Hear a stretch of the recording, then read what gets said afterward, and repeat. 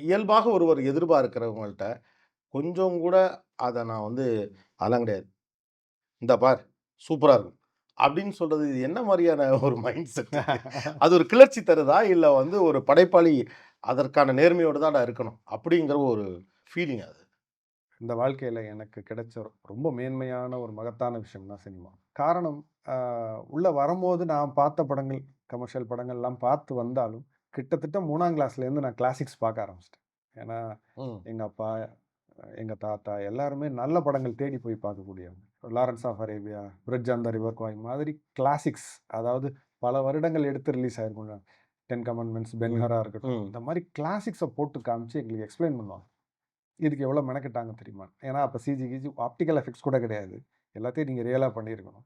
இவ்வளத்தையும் எங்களுக்கு எக்ஸ்ப்ளைன் பண்ணிட்டே இருப்பாங்க. ஸோ, அதுலேருந்து அப்படியே டெர்மினேட்டர் இந்த டைம் பீரியடுக்குலாம் வந்து, பல படங்கள நாங்க அப்படி பார்த்து, அதுக்கப்புறம் தான் நான் சினிமாக்கு வர்றேன். நான் சினிமாக்கு வரப்போறேன்னுலாம் எனக்கு தெரியாது. கிட்டத்தட்ட சினிமாக்குள்ள வந்தோனே, என்ன ரொம்ப பாதிச்சது அப்படின்னா, சத்யஜித் ரேவோட எல்லா படங்களும். பத்தேர் பாஞ்சாலில ஆரம்பிச்சு ஒரு 8 படங்கள் வந்து ஸ்க்ரீன்ல, டிவிலயோ இது டிவிடி போட்டுலாம் இல்ல.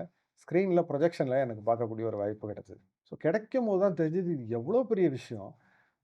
இதுக்காக எத்தன பேர் எவ்வளோ இது பண்ணியிருக்காங்க. கஷ்டப்பட்டு அத அவ்வளோ செதுக்கி செஞ்சிருக்கிறாங்க. இன்னைக்கு இது நம்ம கைக்கு வருது. ஸோ அவங்கள்ட்டேருந்து இப்ப நம்ம கைக்கு வருது. நம்ம இத எவ்வளோ பொறுப்பா நம்ம வந்து சும்மா அப்படி ஒரு கையில எடுத்துறக்கூடாது. இத 2 கையில ரொம்ப பத்திரமா நெஞ்சோட அணைச்சு வச்சுக்கணும்.